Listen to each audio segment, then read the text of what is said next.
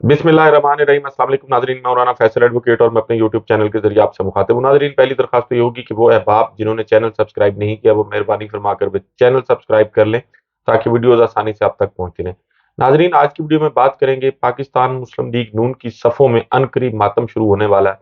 क्योंकि एक तो जो बयानिया बनाने की कोशिश की जाती है वो बयानिया बढ़ जाता है, और अब नवाज शरीफ इलेक्शन लड़ सकेंगे या नहीं इस पर एक बहस भी छिड़ गई है। कुछ लोगों का ख्याल ये है, पाकिस्तान मुस्लिम लीग नून की जो कानूनी टीम है उसी में से कि नवाज शरीफ जो है अब तक जो सूरत हाल है उसके मुताबिक इलेक्शन नहीं लड़ सकते। इस पर भी बात करेंगे। उसके साथ साथ नाजरीन, वो किसी ने क्या खूब कहा है कि आज तक दुनिया में इतनी नाइंसाफियां जंग के मैदानों में नहीं हुई हैं जितनी अदल के ईवानों में हुई हैं, और ये बात जो है पाकिस्तान जैसे मुल्क पर तो मैं समझता हूँ 100% दुरुस्त साबित होती है कि यहाँ जो अदालती नाइंसाफियां की जा रही हैं, और अब खसूसन सुप्रीम कोर्ट ऑफ पाकिस्तान जिस किस्म की नाइंसाफियां कर रही है उस पर भी आपसे बात करेंगे। इलेक्शन कमीशन ऑफ पाकिस्तान उसने अपनी आखिरी चाल जो है वो इमरान खान के खिलाफ चल दी है। वो चाल क्या है उस पर भी बात करेंगे। साइफर केस के हवाले से भी आज बात करेंगे। एक सिविलियंस का जो मिलिट्री ट्रायल है उसके हवाले से भी बात करेंगे। पहले बात ये कर लेते हैं कि जो सिविलियंस का मिलिट्री ट्रायल है उसके सिलसिले में क्या हुआ। नाजरीन, आपको याद होगा कि 5-0 की अक्सरियत से फैसला आया था जिसमें पाकिस्तान में सिविलियंस का मिलिट्री कोर्ट्स में ट्रायल जो है उसको गैर कानूनी करार दिया गया था। तो उसके खिलाफ हुकूमत ने एक अपील जो है वो फाइल की थी, इंट्रा कोर्ट अपील, और उस इंट्रा कोर्ट अपील को अब फिक्स कर दिया गया। 13 दिसंबर को उसकी समाअत है। चीफ जस्टिस फायज ईसा साहब ने उस पर बेंच भी बना दिया, और उस बेंच में तारिक मसूद साहब, justice Tariq Masood, justice Aminuddin Khan, justice Mohammad Ali मजहर, जस्टिस हसन असर रिजवी, और जस्टिस मुसर्रत हिलाली, और जस्टिस इरफान सादत खान, ये इसमें शामिल हैं। खुद इस बेंच में बावजूद चीफ जस्टिस साहब जो है वो शामिल नहीं है। एक तो इस बेंच पर एतराजात जो है वो अभी से शुरू हो गए हैं। सलमान अकरम राजा साहब ने भी इस पर एतराज किया है कि चूंकि 5-0 से फैसला आया था तो अब जो बेंच है वो इस पर 11 जजेस का बनना चाहिए था, ताकि अगर कम अज कम भी फैसला वो 6-5 की अक्सरियत से आए, जो भी होने। नाजरीन, इस पे बात करने से पहले ये बात करना भी जरूरी है कि 28 अक्टूबर को supreme court practice and procedure committee एक बनाई गई थी, और उसने तरजीहात तय की थी कि कौन से मुकदमात तरजीही बुनियादों पर सुने जाएंगे। बुनियादी तौर पर ये 3 रुकनी कमेटी थी जिसने मीटिंग्स के बाद 7 नुकाती पॉलिसी की मंजूरी दी थी, और उस पॉलिसी के मुताबिक जमानत कबल अज गिरफ्तारी और जमानत बाद अज गिरफ्तारी भी तरजीही बुनियादों पर, यानी जमानत कबल अज गिरफ्तारी और बाद अज गिरफ्तारी के मुकदमात जो हैं वो भी तरजीही बुनियादों पर सुने जाएंगे। लेकिन प्रैक्टिस एंड प्रोसीजर कानून की खिलाफ वर्जी खुद जो है वो चीफ जस्टिस ऑफ पाकिस्तान काजी फायज ईसा साहब कर रहे हैं, और मुख्तलिफ फैसले जो हैं वो भी जेर इल्तवा है। चीफ जस्टिस साहब कैसे ये कानून की खिलाफ वर्जी कर रहे हैं, वो ऐसी है कि शाह महमूद कुरैशी साहब की 20 नवंबर को साइफर केस में जमानत जो है वो फिक्स हुई, दायर की गई थी, लेकिन अभी तक उनकी दो दरख्वास्त जमानत है वो उसको फिक्स नहीं किया गया समाअत के लिए। इमरान खान साहब की दरख्वास्त जमानत जो है उसको भी तकरीबन 2 माह से जायद हो गए हैं, लेकिन उसको एक दफा सुना गया और उसके बाद नोटिस जारी करने के बाद उसको दोबारा जो है वो फिक्स नहीं किया गया समाअत के लिए। अब आगे मसला ये है कि चूंकि जनवरी का महीना जो है नेक्स्ट वीक जो है उसमें ये केस नहीं लगाए गए दोनों, शाह महमूद कुरैशी साहब की जमानत वाला भी और इमरान खान साहब की जमानत वाला भी, और आगे से जो है जनवरी की छुट्टियां वो भी स्टार्ट हो रही हैं, तो अब ये दरख्वास्त जमानतें जो है वो जनवरी 2024 में चली जाएंगी। अब जहां तक इसका ताल्लुक है कि इससे होगा क्या, नाजरीन, इससे साइफर केस और वो जो तोशा खाना वाले और जितने भी मामला हैं इलेक्शन कमीशन के वो सारे जो है इस दौरान ट्रायल भी कंक्लूड हो जाएगा, फैसला भी आ जाएगा, और तब ये दरख्वास्त जमानतें जो हैं वो गैर मुअस्सर हो जाएगी जैसे पहले होता रहा है। अब इसमें एक तो ये पॉलिसी की खिलाफ वर्जी की जा रही है जो 3 रुकनी कमेटी ने बनाई थी, जिसमें जमानत बाद अज गिरफ्तारी और जमानत कबल अज गिरफ्तारी जो है उसको तरजीही बुनियादों पर सुनना था। और उसके साथ साथ नाजरीन, इसमें जो बड़ी बदयांती अदालती की गई है वो ये है कि सिविलियंस का मिलिट्री कोर्ट्स में ट्रायल जो है जब उसको गैर कानूनी करार दिया गया तो उससे फैसले से लेकर अब तक वो मुल्जमान जिनका ट्रायल किया जा रहा था मिलिट्री कोर्ट्स में वो अभी तक मिलिट्री के पास हैं। फैसले के बावजूद मुल्जमान जो हैं उनको सिविल इंतजामिया के हवाले नहीं किया गया, यानी किस कानून के तहत, पाकिस्तान के किस आइन के तहत, आइन के किस आर्टिकल के तहत मिलिट्री ने वो मुल्जमान जो है वो अपने पास रखे हैं, یقیناً اس کا جواب یہی ہے کہ پاکستان ملٹری نے کسی قانون یا آئین کے تحت ان ملزمان کو اپنے پاس نہیں رکھا، بلکہ میں سمجھتا ہوں یہ زیادتی کی گئی ان لوگوں کے ساتھ۔ بنیادی طور پر ان کے حقوق کا تحفظ کرنا جو ہے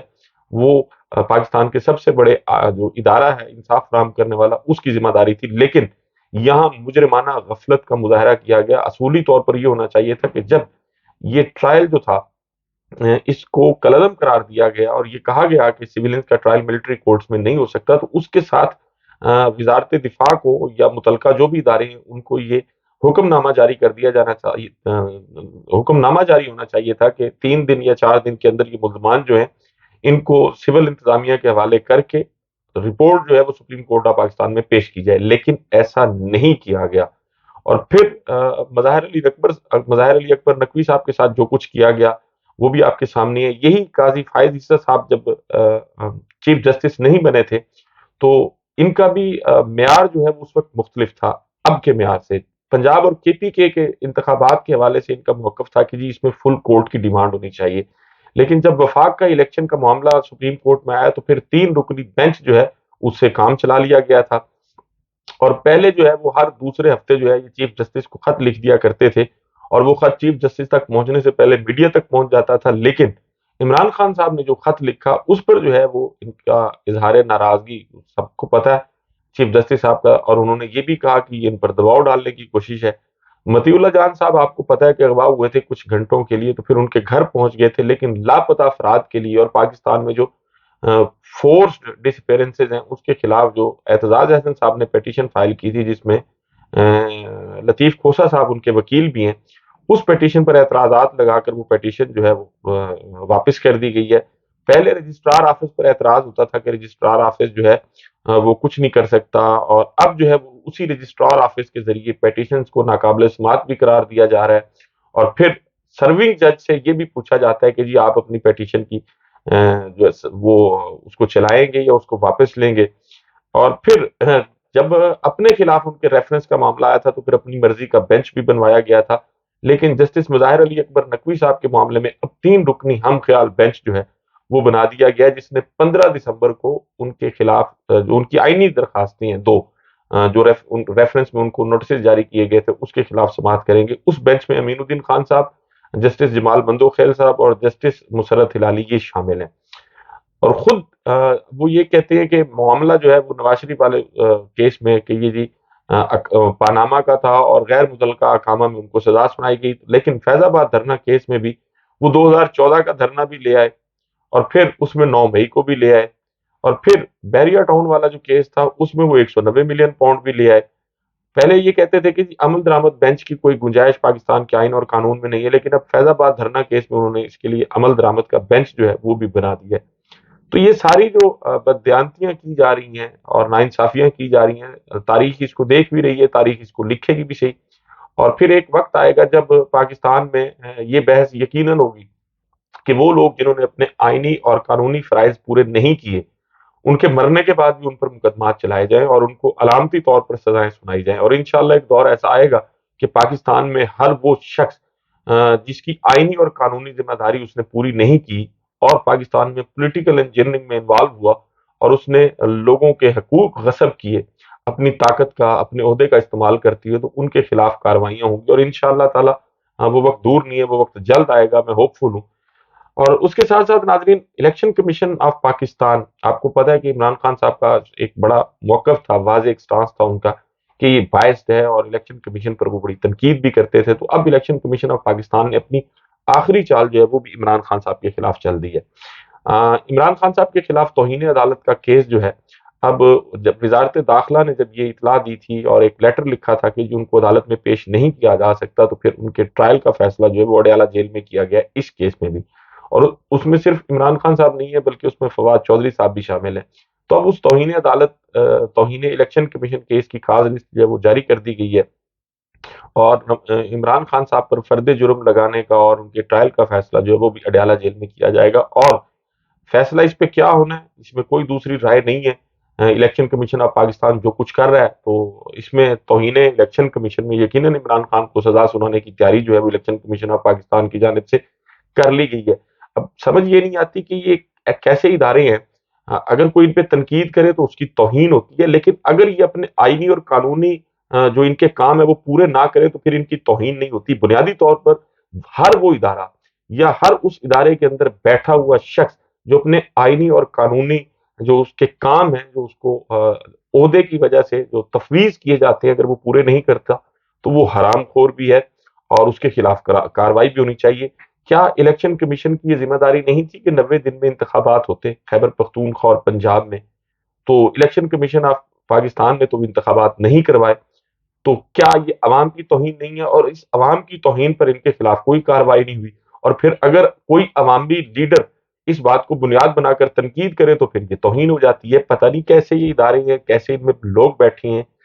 پاکستان کی عوام کو یہ جاہل سمجھتی ہیں۔ بنیادی طور پر یہ خود ڈفر ہے، یہ خود جاہل ہے، حرام خور ہے۔ میرے لفظ پہ شاید کسی کو اعتراض بھی ہو، لیکن میں یہ لفظ جان بوجھ کر استعمال کروں اور مجھے اس کے مضمرات کا بھی اندازہ ہے۔ لیکن ہر وہ شخص جو سپریم کورٹ میں، ہائی کورٹس میں، ماتحت عدلیہ میں یا پاکستان کے کسی دیگر ادارے میں بیٹھ کے اپنے آئینی اور قانونی فرائض پورے نہیں کر رہا، وہ حرام خور بھی ہے، وہ مجرم بھی ہے، وہ اس قوم کا بھی مجرم ہے، وہ اللہ کی عدالت میں بھی ایک مجرم کی حیثیت سے پیش ہوگا۔ اس میں کوئی دوسری رائے نہیں ہے۔ اس کے ساتھ ناظرین، نواز شریف صاحب کا کافی عرصے سے کوشش تھی ان کا بیانیہ بنانے کی، لیکن ان کا ہر بیانیہ جو ہے ایک تو وہ بڑھ جاتا ہے۔ انہوں نے آج جو پارٹی مرکزی سیکریٹریٹ ہے اس میں مرکزی پارلیمانی بورڈ کا اجلاس تھا، اس میں بات کرتے ہوئے انہوں نے کہا کہ جی ہم صرف حکومت نہیں لیں گے، 2017 کے جیلی مقدمات کا احتساب بھی چاہتے ہیں۔ اب پہلی تو بات یہ ہے کہ نواز شریف سے پوچھے کہ آپ حکومت کس سے لیں گے؟ سیاسی جماعتوں کا تو یہ بیان ہوتا ہے کہ جی ہم تو انتخابات میں حصہ لے رہے ہیں اور عوام ہمیں منتخب کرے گی اور ہم منتخب ہو کر آئیں گے، الیکٹ ہو کر آئیں گے، اور پھر یہ ہماری پالیسی ہوگی، ہمارا منشور ہے، اس پہ ہم نے عمل کرنا ہے۔ نواز شریف کس سے اقتدار مانگ رہے ہیں؟ جوش خطابت میں شاید انہوں نے کہہ تو دیا، لیکن وہ جیسے کہا گیا تھا کہ ہماری گل ہو گئی ہے، تو یہ بات بھی وہی ہے کہ جی حکومت ہی نہیں لیں گے، کس سے حکومت لینا چاہ رہے ہیں؟ اور پھر 2017 کے جیلی مقدمات کا احتساب بھی چاہتے ہیں، تو وہ احتساب کس نے کرنا ہے؟ کس کو کہا جا رہا ہے؟ آج انہوں نے کہا کہ جی جھوٹے مقدمے کیا کوئی جھوٹے مقدمے بنانے والوں سے بھی ناانصافی اور ظلم کا جو ہے وہ حساب لے گا۔ دودھ اور پانی کا پانی چاہتے ہیں۔ 190 بلین پاؤنڈ جو پاکستان کا سب سے بڑا سکینڈل ہے، لیکن اس میں ایک اور انہوں نے بڑی بات کی اور وہ یہ، انہوں نے کہا کہ جنرل فیض حمید نے جسٹس شوکت عزیز صدیقی، جن کو ایک ریفرنس کے ذریعے برخاست کیا گیا تھا، ان کے متعلق کہا کہ جی جنرل فیض حمید نے انہیں کہا جسٹس شوکت عزیز صدیقی کو نواز اور مریم کو اگر جیل سے باہر آنے دیا تو ہماری 2 سال کی محنت جو ہے وہ ضائع ہو جائے گی۔ یہ بڑا سنگین الزام ہے جو پاکستان کی مسلح افواج کے ایک اہم عہدیدار پر، ایک اہم افسر پر ان کی جانب سے لگایا گیا۔ تو یقیناً اس الزام کی تحقیقات ہونی چاہیے، اور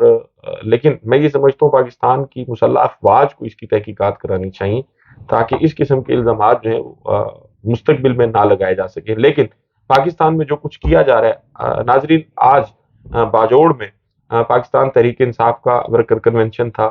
وہاں جاتے ہوئے شیر افضل مروت صاحب کو اغوا کرنے کی کوشش کی گئی، بلکہ ان کو اغوا کر لیا گیا، لیکن بعد میں وہاں پبلک کے اور پاکستان تحریک انصاف کے کارکنوں کے اکٹھا ہونے کی وجہ سے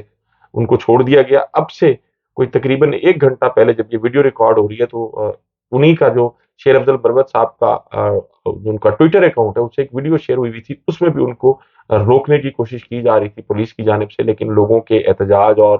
لوگوں کو اکٹھا ہونے کی وجہ سے بہرحال ان کی گاڑی وہاں سے نکل جانے میں وہ کامیاب ہوئے۔ ناظرین، پاکستان میں ادارے جو کھیل کھیل رہے ہیں اس میں کوئی دوسری رائے نہیں ہے کہ اپنے آئینی اور قانونی جو فرائض ہیں ان کو پورا کرنے کی بجائے پاکستان میں پاکستان تحریک انصاف کو کرش کرنے کے لیے طاقت جو ہے وہ استعمال کی جا رہی ہے۔ خیبر پختونخوا میں چونکہ خیبر پختونخوا پولیس کو پاکستان تحریک انصاف کے پیچھے لگا دیا گیا، تو وہاں امن و امان کی صورتحال جو ہے اور جو دہشت گرد حملے ہوئے ہیں ان کی تعداد سینکڑوں میں ہے اور شہادتوں کی تعداد بھی سینکڑوں میں ہے۔ خدارا جو پولیس فورس جس کام کے لیے بنی ہے اس کو اسی کام کو سر انجام دینا چاہیے، اور آئی جی خیبر پختونخوا سے بھی میں گزارش کروں گا کہ آپ بھی طاقتوروں کی بات نہ سنیں، وہ کام کریں جس کا پاکستان کا آئین اور قانون آپ سے تقاضا کرتا ہے۔ ناظرین، آپ سے ملاقات ہوگی اگلی ویڈیو میں۔ اپنا اور اپنے ارد گرد کے لوگوں کا بہت خیال رکھیے گا۔ اللہ حافظ۔